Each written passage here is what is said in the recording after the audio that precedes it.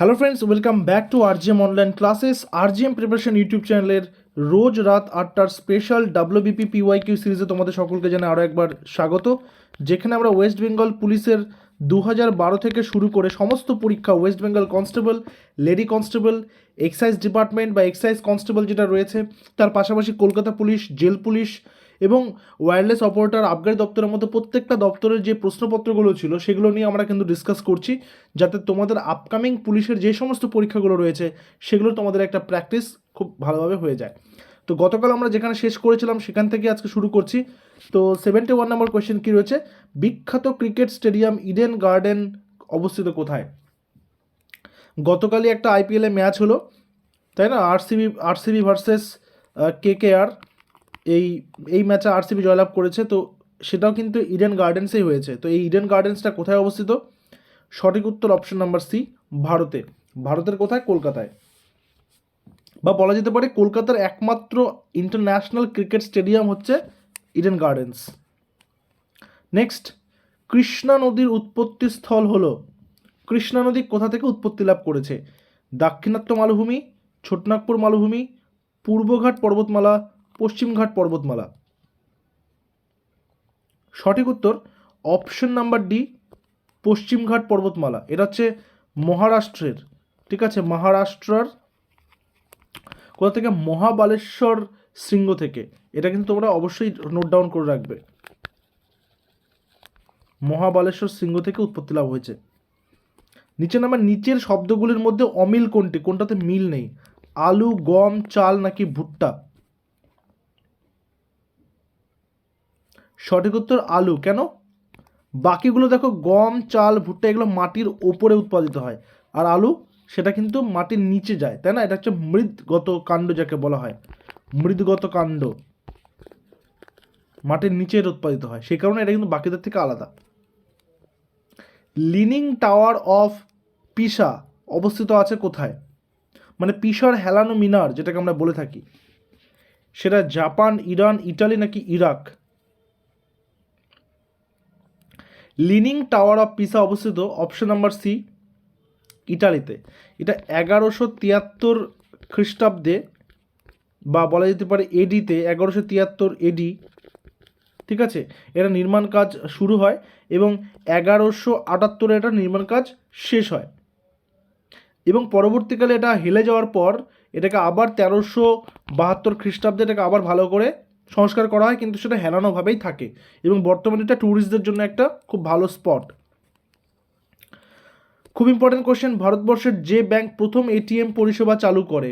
ভারতবর্ষের কোন ব্যাংক প্রথম এটিএম পরিষেবা চালু করে? Axis bank, bank of India, SBI, HSBC? সঠিক উত্তর অপশন নাম্বার ডি, এইচএসবিসি। এটা 1987 থেকে সর্বপ্রথম এটিএম পরিষেবা চালু করে, 1987 থেকে। এরপর, কোন শহর উৎসবের শহর নামেও পরিচিত?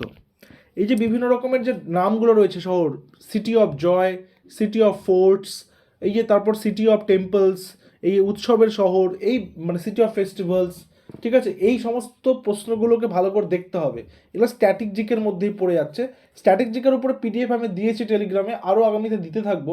এবং তার পাশাপাশি তোমাদের জানিয়ে রাখি, ফার্স্ট কোয়ার্টার 2025-এর ফার্স্ট কোয়ার্টার, এই যে মার্চ মাসটা শেষ হয়ে গেলেই সেটার উপরে জানুয়ারি, ফেব্রুয়ারি, মার্চ এই 3 মাসের সম্পূর্ণ কারেন্ট অ্যাফেয়ার্স আমাদের টেলিগ্রামে তোমরা পাবে। টেলিগ্রামের লিঙ্ক যে ডেসক্রিপশনে দিয়েছে, তোমরা সেখানে অবশ্যই ক্লাসের শেষে জয়েন হয়ে যেও, সেখান থেকে তোমরা পেয়ে যাবে। তো সিটি অফ ফেস্টিভ্যালস বা উৎসবের শহর কাকে বলে? Option number C, Madurai. নেক্সটে আসি, নাম্বার 81, নিম্নলিখিত কোন জোরটি সঠিক নয় বলেছে? ঠিক আছে, আচ্ছা, সমচাপ রেখা চাপ, সমকালীন সময়, সমবর্ষণ রেখা আর্দ্রতা, সমষ্ণ রেখা তাপমাত্রা। কোনটা সঠিক নয় বলেছে?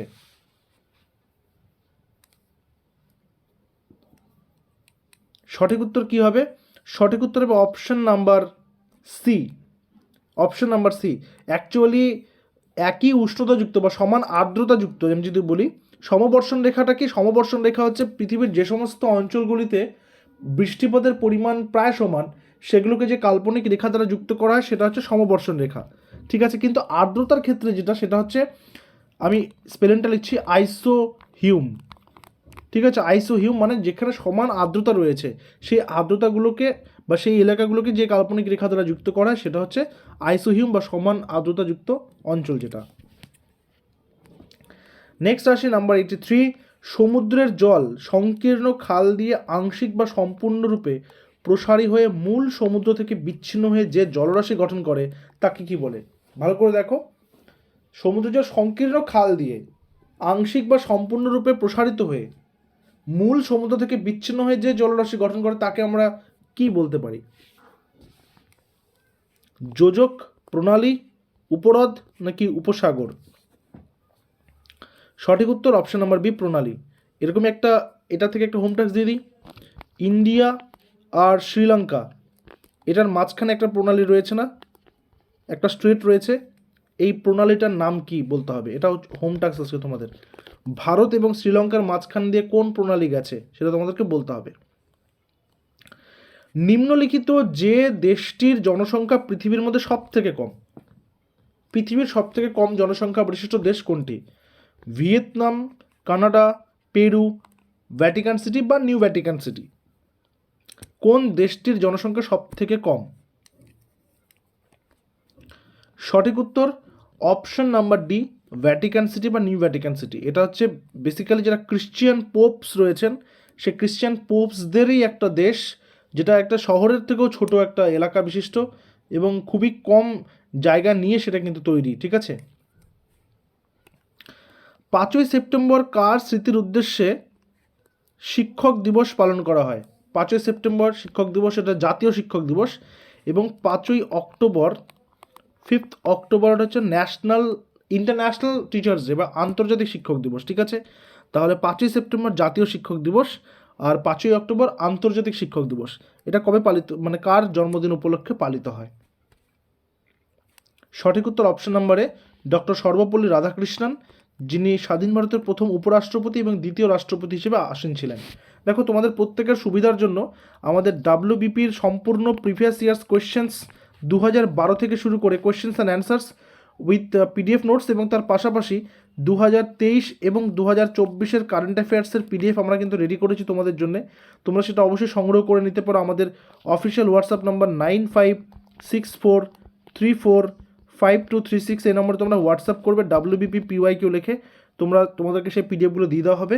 অনলি 99 পে করে তোমরা কিন্তু সেই পিডিএফগুলো পেয়ে যেতে পারো, কারণ ডাব্লিউবিপিতে প্রচুর কোয়েশ্চেন্স প্রিভিয়াস ইয়ার্স থেকে কিন্তু কমন আসছে, প্রচুর রিপিট আছে, তোমরা সেটা নিয়ে বাড়িতে প্র্যাকটিস শুরু করতে পারো, ঠিক আছে।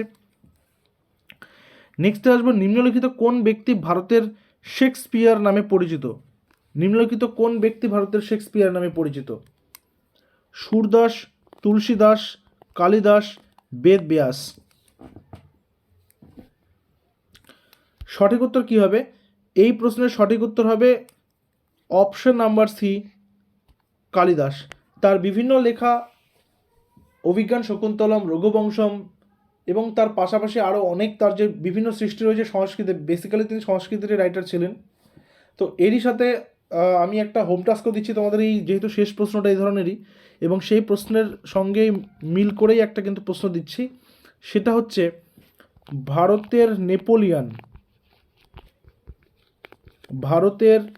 নেপোলিয়ন কাকে বলে? আরেকটা হচ্ছে বাংলার আকবর কাকে বলে? একটা হচ্ছে ভারতের নেপোলিয়ন কাকে বলে, আর একটা হচ্ছে বাংলার আকবর কাকে বলে। মানে এই যে তাদের টাইটেলগুলো, তাই না, এই টাইটেলগুলো থেকে প্রশ্ন প্রচুর আসে। তো তোমরা এই দুটোই হোম টাস্ক করে, যারা রেগুলার ক্লাস করছো তারা অবশ্যই কমেন্ট সেকশনে হোম টাস্কগুলো করবে, অ্যান্সার করবে, জানা থাকলে অবশ্যই অ্যান্সার করবে। আমি সঠিক উত্তর যেগুলো হবে সেগুলোকে আমি হার্ট রিয়াক্ট দিয়ে দেবো, তাহলে বাকিরাও বুঝতে পারবে কোনটা সঠিক উত্তর, ঠিক আছে।